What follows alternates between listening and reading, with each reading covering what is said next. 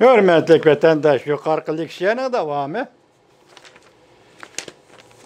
Bugün çislak 2020 yıl 12. ayının 12. günü. Şembe. Leksiyanın davamı haberdagi asaslanganda. Wisconsin ştatida bir nefer qonun amaldori Donald Trump Groups'ning saylam to'g'risidagi xiloflik qildi degan so'zlarini rad qildi. Qonun amaldori Steve Simonak mundaq ko'rsatdi. Yuqumliq virus tufayli har qaysi joylarda biletni echish faoliyatlari tartibga solindi.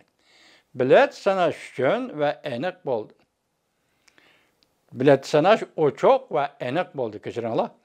Talash tartish qiladigan ish yo'q. Donald Trump Groupsi bu to'g'rida Oliy sudga arz qildi. Bu arznamani Oliy sud qabul qildi. Mana qaranglar, yuqorisi moyalik o'zgarishga qaranglar. Bu qatim bu arznamani Oliy sud qabul qildi. Topshirib oldi. Dastlabda Oliy sud bu deloni tuvan darajalik adliyaning tekshirishidan o'tmay, bevosita Oliy sudga yo'llabsizlar deb qabul qilishni rad qilgan edi. Navbatda Donald Trump Groupsi bu deloni Oliy sudga yo'lladi. Amerika Birlashma Agentligi, endi mushu jumlaga diqqat qiling, hurmatli vatandosh. Amerika Birlashma Agentligi mundaq ko'rsatdi.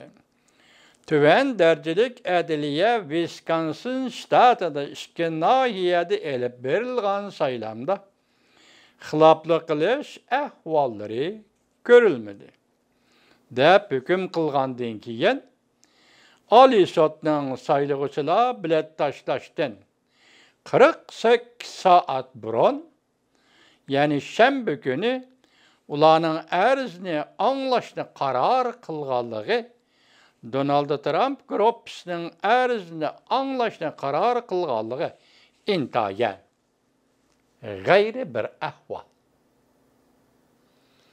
Bu yerda 48 kun burun deganda 8 kun. Ya 8-yillar. Bütün shtatlar saylamning natijasini topshirish kerak. Tugadi.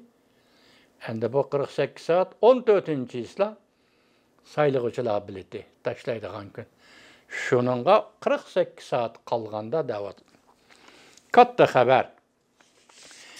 Michigan shtatida Dominion bilet tashlash mashinasi bilan bilet hisoblashning natijasi saylam biletini yetkash maqsadlik o'rinlashtirilgan.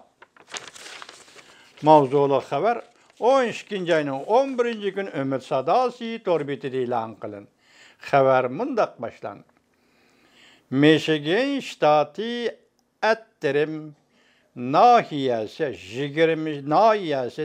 22 dona Dominion bilet tashlash mashinasini tekshirishning natijasi oxiri oshkor bo'ldi. Paketga erishgan advokat Madev Diperno mundaq ko'rsatdi. Bu nahiyada avval o'ttirg'i chiqqan saylam biletini odamlarning xatoligi keltirib chiqargan emas. Balki Dominion bilet tashlash sandig'ining tartiblariga butunlay shundoq o'rlashtirilgan. Yoki mashinaning tartiblariga shundoq o'rlashtirilgan. Bilet yetkazib berish sistemasi o'rlashtirilgan. Donald Trump advokatlar guruhi o'tgan hafta Dominion bilet tashlash sandig'ining Atterim nahiyasida soxtapazlik qilganligini 6000 parcha saylam biletining Donald Trumpning hisobidan Joe Bidenning hisobiga o'tkazib berilganligini pash qilgan edi. Hozir torbetlerden de mayli qaysi nuqtadan bo'lsin bu so'z avj oldi. Yani hozir Prezident Trumpga xo'sh xabar, Prezident Trump'dan Amerika xalqiga xo'sh xabar deyishga aylandi. Chunki bu Dominion paylandı. Dominion Xitoyda ishlangan Dominion bo'lib chiqdi vatandosh. Şuna hazır muşu xabarga asoslangan ijimi. Mening boshqa paketim yo'q. Muşu xabarlarga asoslanganda bu Dominion bilet tashlash sandig'i Xitoyda ishlangan bo'lib chiqyapti. Şuna hazır xoş xabar qilib bir-biriga yetkazishyapti Xitoy demokratlar. Devamını alaysiz vatandaşa.